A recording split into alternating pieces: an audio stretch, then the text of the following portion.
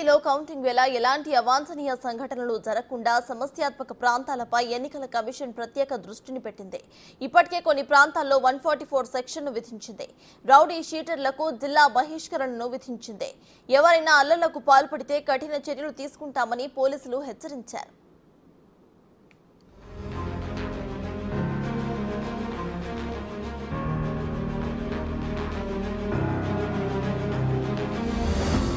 ఏపీలో పోలింగ్ రోజు పెద్ద ఎత్తున ఘర్షణలు జరిగాయి. టీడీపీ, వైసీపీ వర్గాలు ఒకరిపై ఒకరు దాడి చేసుకున్నారు. వాహనాల ధ్వంసం, ఆస్తుల దహనం వంటి హింసాత్మక సంఘటనలు చోటు చేసుకున్నాయి. ముఖ్యంగా పల్నాడు, తాడిపత్రి ప్రాంతాలు కక్షలతో రగిలిపోయాయి. ప్రస్తుతం అక్కడ పరిస్థితి నివురుగప్పిన నిప్పులా ఉంది. ఎప్పుడు ఏం జరుగుతుందో తెలియని పరిస్థితి. దీంతో సమస్యాత్మక ప్రాంతాల్లో పోలీసులు భద్రతను కట్టుదిట్టం చేశారు. తాడిపత్రిలో ఇప్పటికే 144 సెక్షన్ కొనసాగుతోంది. టీడీపీ నేత జేసీ ప్రభాకర్ రెడ్డి, ఎమ్మెల్యే కేతిరెడ్డి పెద్దారెడ్డి ఇళ్ల దగ్గర ముళ్లకంచె ఏర్పాటు చేశారు.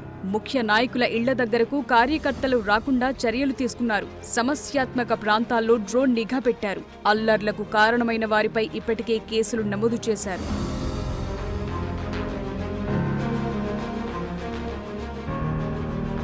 పల్నాడు ప్రాంతంలోని మాచర్ల, నర్సారావుపేట కౌంటింగ్ కేంద్రాల దగ్గర కేంద్ర బలగాలు మోహరించాయి. అల్లర్లు పునరావృతం కాకుండా అధికారులు గట్టి చర్యలు చేపట్టారు. జూన్ 1వ తేదీ నుంచి కౌంటింగ్ పూర్తయ్యే వరకు జిల్లాలో 144 సెక్షన్ విధించారు.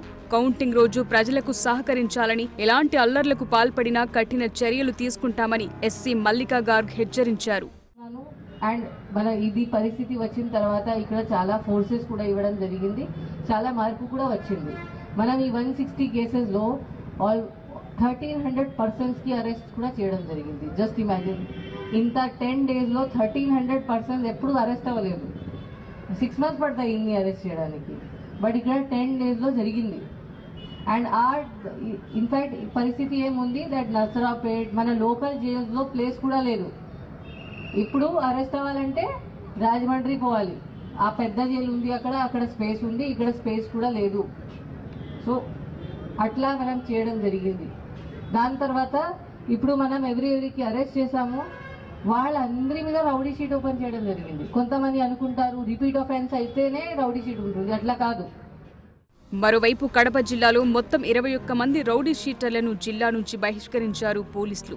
జిల్లాలో మొత్తం 1038 మంది రౌడీ షీటర్లు ఉండగా 652 మంది రౌడీ షీటర్లను ముందస్తు అరెస్టులు చేశారు. 131 మందికి గృహ నిర్బంధం విధించారు. మిగిలిన వారు సొంత ఊరు వదిలి వెళ్లకుండా నోటీసులు జారీ చేశారు. జూన్ 7వ తేదీ వరకు ఆదేశాలు అమల్లో ఉండనున్నాయి.